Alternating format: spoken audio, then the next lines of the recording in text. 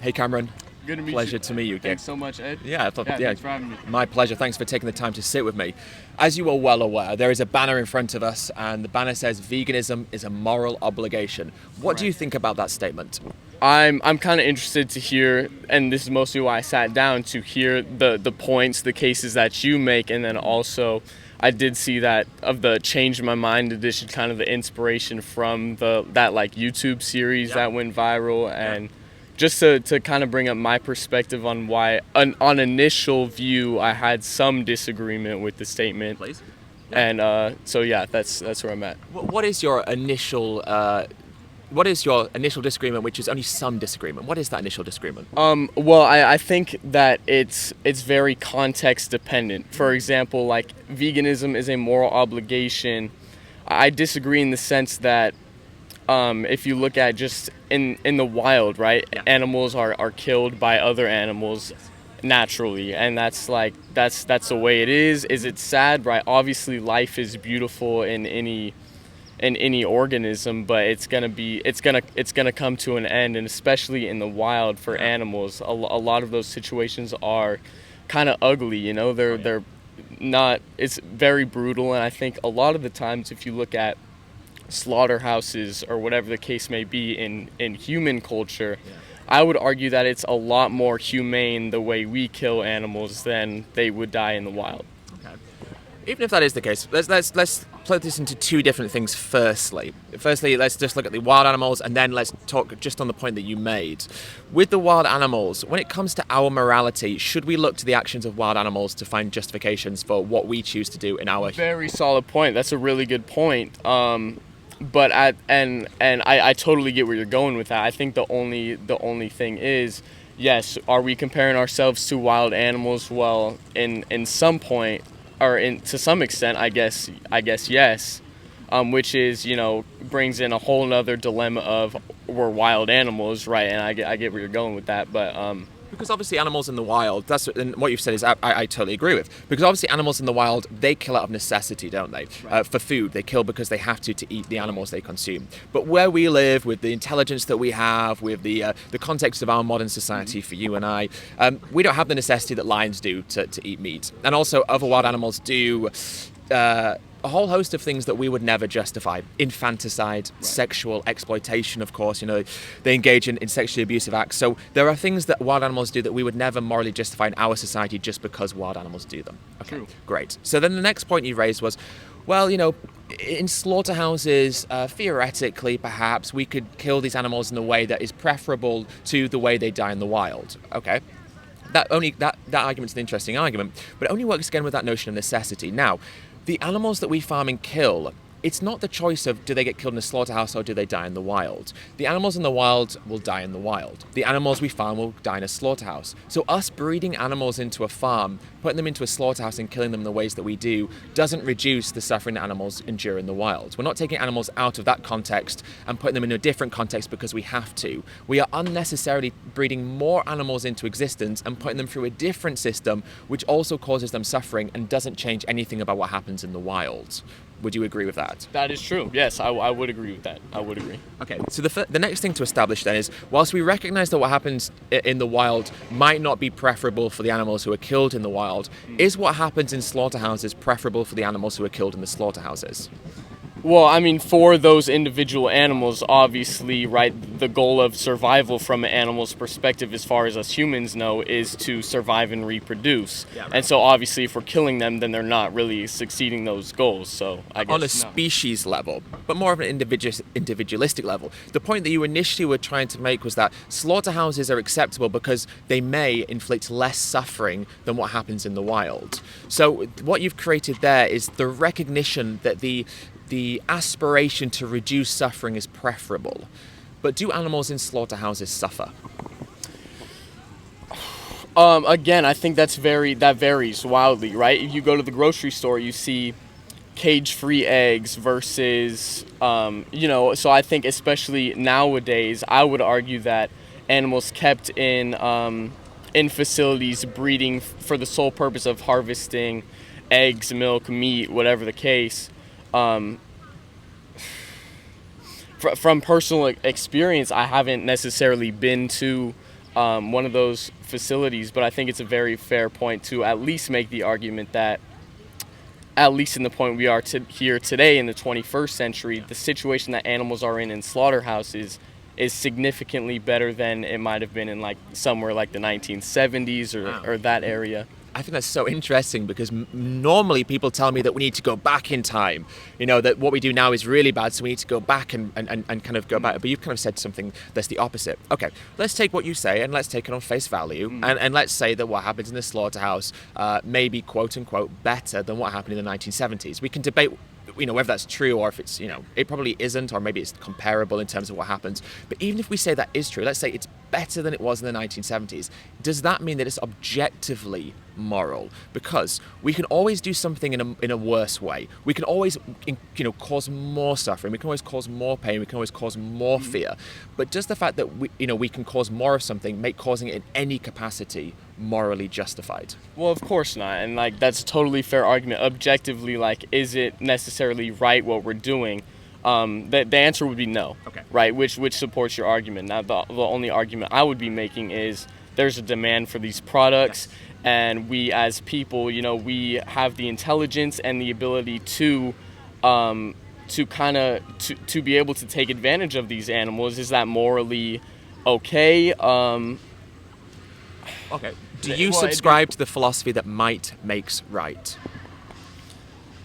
No, because I think that's way too general of a statement. So I would say no. But the statement that you made just before then was, is it moral to do things to animals because we have the capacity to do it? You stalled, you thought about it, and you didn't say no. So the point of me asking the question, the might makes right question, is the question you ask yourself. Right. Is it moral to do the things to animals because we have the capacity to do it? No, not necessarily. So no, objectively, is it moral to raise animals for the purpose of harvesting their meat, their eggs, their milk? The answer is no. Right. Now, initially when addressing the original question, I kind of saw it in the value of trade-offs, right? Comparison. So immediately the first thought that I came to mind that we kind of went over is comparing slaughterhouse killing, raising animals versus wild animals killing. So that's the first thing that came to my mind. What is preferable? I would say slaughterhouse. Okay. Now let's move on. So you've decided that is preferable. So now let's do another comparison: slaughterhouses or harvesting plants. Harvesting plants, I would say. So if we establish that in your eyes, slaughterhouse is preferable to what happens in the wild, but importantly, we then establish that harvesting plants is preferable to slaughterhouses. Does that mean that veganism is a moral obligation on the fact that we've assigned that plant production is more morally justified than animal production? That's a tough question to answer for me. I don't think it's as easy as a logical A to B. As people, we have a demand. As a large society, obviously, as time goes by, there are more and more people pushing for this, for a veganism idea, whether it be animal rights, whether it be environmental reasons, whether it just be health and diet, whatever the case. I think as long as people want these products and we have the ability to get them, then I would think I would argue that it's not necessarily immoral that we do that.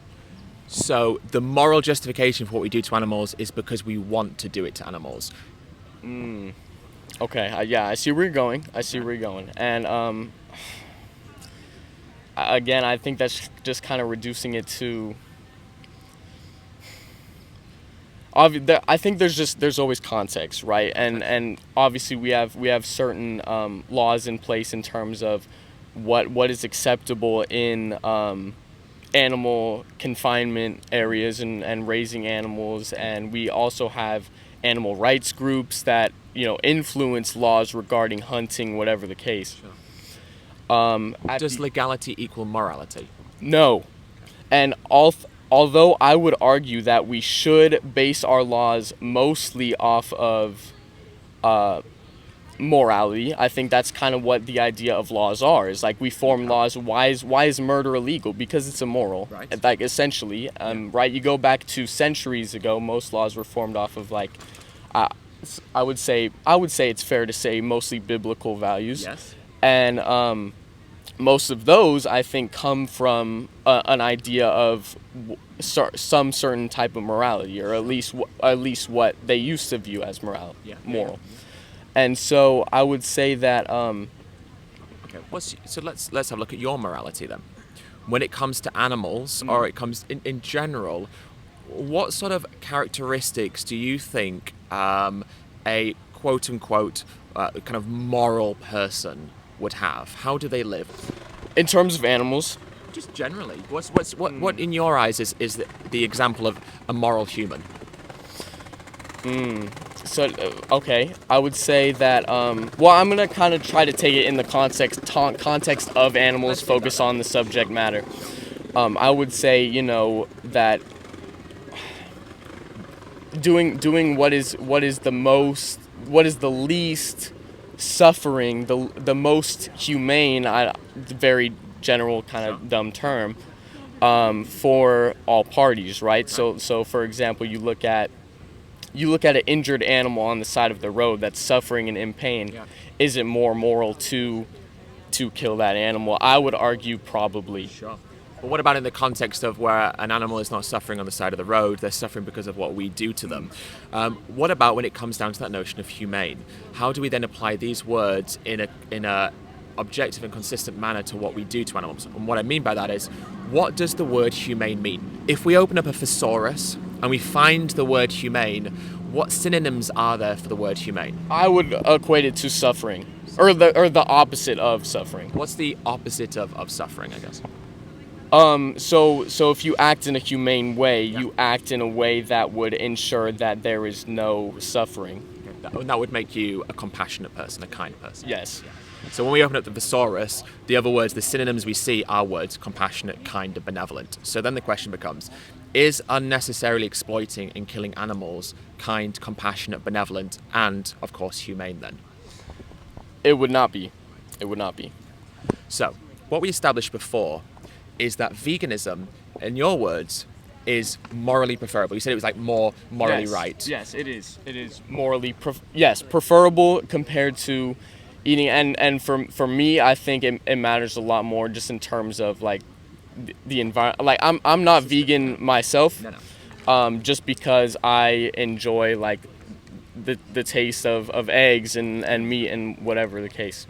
And so do I feel a certain type of obligation knowing that the foods that I choose to eat contribute to environmental problems that contribute to obviously death of animals?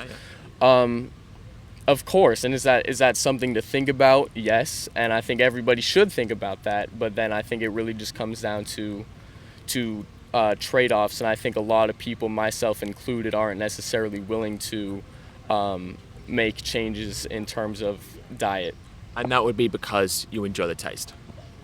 Yeah. Yes, partially. It's kind of hard to just bring it down that much. It is. But that's what you had just said when we when we got through that, and I said, you think that veganism mostly. You said that veganism is morally, and I said you said veganism is morally preferable. You said yes. When it boils down to it, I like how these things taste. Okay. Yes. Does sensory pleasure morally justify our actions? I would say no. Should it? No. How we act, if we like something, if something feels good, and like we were talking about earlier, does the ability that you can do something determine whether or not it's right? No, it does not. No, it does not. Okay.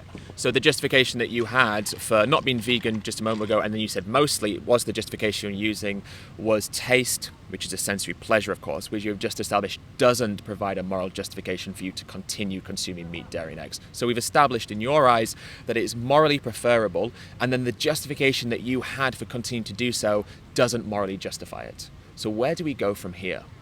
Well, I guess that would be a question I have for you. So obviously you're creating a dialogue, which is something I enjoy very much, why I sat down to talk with you today. Is the goal to, and this is something you brought up, should morals and should morality match up with legality? So I guess the next question I would ask you is, do you want to see some kind of change in laws regarding should we be able to sell meat and other animal products? I guess that's a question that I would ask you. Well, the way I see it is that the future that I would like is a future where, of course, we as humans choose not to partake in these industries, but also, of course, that unnecessarily causing suffering would be an illegal thing.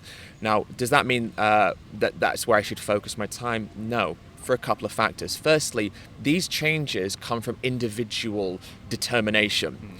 Now, the way that I would like the future to look like, which is just merely a situation where we reduce animal suffering and of course human suffering.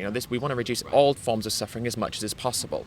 The only way to get there is to convince individuals that these are issues that we need to care about. And then if we want to demand that change, we have to firstly embody it as individuals. So yes, I would like to get to the point where we take what we do to animals as a serious legal concern. We do in some contexts. If a dog walks past now and I stomp that dog to death, we all agree that should be illegal.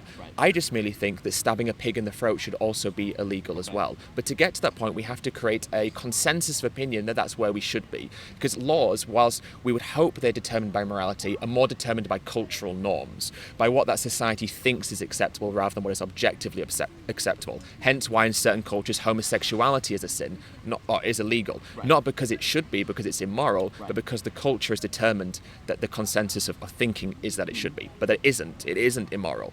So, but to get to the point where we start to enact legal change, we need a shift in cultural norms and also societal thinking. So individual change is paramount to creating legislative change, which in the future will create a more meaningful world for the reduction, in the pursuit of reducing suffering. So if I'm understanding you correctly, you would argue that obviously it's not very realistic to expect a legal change like that in the short run, but you do want to see in the long run some sort of outlaw of animal products being sold and consumed. My concern is less on seeing a legal a law in the law books that makes this illegal. I'm less concerned about that. I'm more concerned about influencing individuals Societal change. Exactly. And the consequence of that is that we will get to the point where we go, well, hang on, this shouldn't be something that we shouldn't be able to go, put a pig in a facility and stab them in the throat. We shouldn't take a dairy cow and stab them because we can't take any more milk from them. Those things should no longer be acceptable. But the consequence of that's not the end goal. The end goal that I'm looking for will create a consequence where that happens, but I'm not interested in that. I'm not interested in seeing that law. That's not where my priorities lie. My priorities lie in changing people's opinions so that we stop supporting these industries and these industries no longer exist. And at that point, we probably will make it a law not to stab animals needlessly to death. But that's not the objective. The objective is to change consumer minds and to get them to think about an issue that we don't think about. We go into a supermarket, we go into a restaurant, and we don't even think about buying animal products as being a moral concern. We're unconscious consumers in that sense. We do it because it's habitual. We do it because we've been raised in those environments where it's normalized. And so the first piece of the puzzle for me is to get people to recognize that that it is a moral concern to begin with. And then the second piece of the puzzle is to get them to recognize that their moral code already aligns with the reduction of suffering for animals. Okay. Great. All right, I think we had a really good conversation today, and I really appreciate all the points you brought up. Certainly makes me, think. And where does it leave me now? I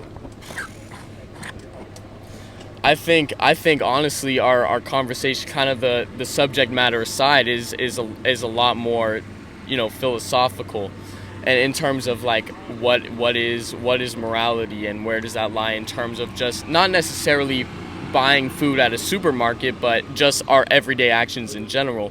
Is that going to affect my behavior? Partially, right? Like if I see a fly coming into my house, I'm still going to grab the fly swatter. But what about when you're in a supermarket and you see cow flesh, chicken flesh, pig flesh, cow secretions, chicken secretions, and also plant foods? What about your decision making in those moments? I'm definitely gonna think about it. And obviously, right, if I'm eating meat products 3 days a week, right, then I feel like that's, you always got to start somewhere. You always got to start with some small type of change, right? And obviously some people are going to be willing to make a lot more change than others. I'm not the biggest change willing person. I'm very interested in the dialogue and stuff. Oh, what effects does this have? So something that for me specifically, if I assess, this is the diet that I have, to maybe cut back from I guess the quantity of these products, not necessarily cold turkey. You know, I'm still gonna make some nice like chicken cutlets or whatever. But how will you morally justify making those chicken cutlets? Because what we're doing, right, is we're saying, all right, you know, these animals over here, here's 10 animals. 5 animals, okay, you can live, but they have to die. So why is it okay to kill those 5 animals if we're cutting down? You know, why do those chickens have to die for the cutlets? Right. Okay. Well, I'm looking at it more in terms of sample size, right? I'm not looking necessarily at, this chicken gets to live, this chicken doesn't. I'm just looking at it in terms of if the goal is to reduce. Is the goal to actions. reduce? Yes. So that is the goal. Does the reduction make it moral? Well, does it make the killing of the animals moral? No, but certainly reducing the killing is a moral act, I would argue. Okay. So, when we think about this from a moral perspective, I think what we do is we view the whole scope of what happens to animals and we say it's the mass production that's wrong. Okay.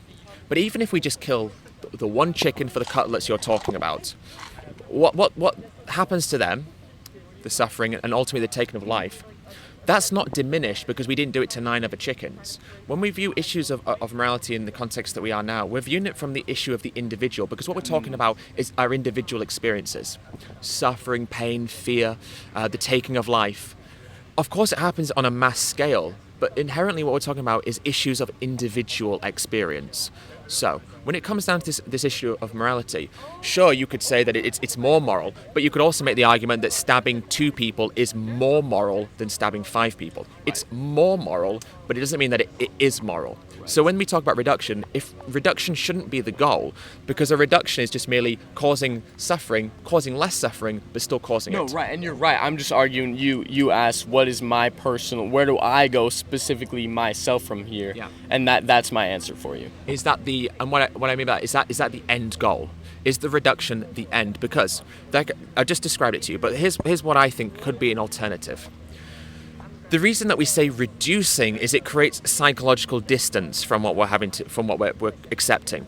It's kind of like a compromise, isn't it? You know, we go, well, I recognize this is wrong, but it's quite psychologically daunting for me to make the change, so I'm just going to kind of do this kind of half measure, if you like.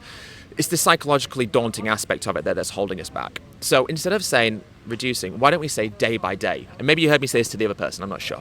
But a day by day thing. Rather than saying, from this moment on, I am going to be a vegan for my life, which sounds maybe psychologically daunting. Maybe we say, for the next meal, it's going to be plant-based.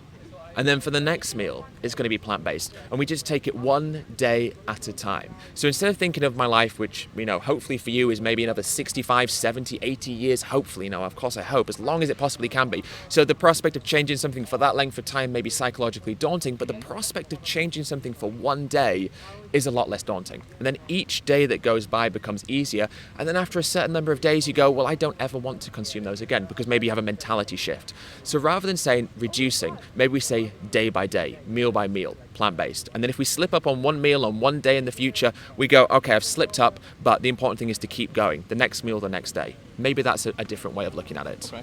Yeah, I mean, I feel like that's a fair, like, if you're looking at, I mean, same like if you're on a diet, right? Like, yeah. Oh, I need to reduce, I'm eating this amount of calories, I need to eat this amount of calories, right? You're still gonna have cheat meals, whatever the case. I think at the end of the day, the difference doesn't really have much of a difference in terms of effect, like if you actually do it, right? The difference for a diet is a diet's for ourselves, veganism's for someone else. Right. So when we cheat on veganism, we're not cheating on ourselves, we're cheating on our morals, but fundamentally we're cheating on someone else. And that's the differentiation. To view veganism not from our perspective, not to view veganism from our viewpoint, but to view it from their viewpoint. Of the animals. When we put ourselves in the position of the animal, and that's just empathy. You know, it's not requiring any great stretch of our imagination. It's just an empathy thing. And when we recognize that they too have the capacities that we hold as being morally valuable within ourselves, the sentience, the consciousness, the capacity to experience in the ways that are morally relevant. When we recognize that they have those capacities, all we have to do is experience and think about their experience. And when we view it from their perspective rather than our own, we realize that a cheat day is just cheating on our morals. A cheat day is a knife in the throat for them. Right. Okay. Yeah, very fair points that you've brought up, and I really appreciate the dialogue you've had with me again, and it was a pleasure meeting and speaking with you. Likewise. I had a great conversation. Yeah, I appreciate absolutely. it. Have a great life. You too.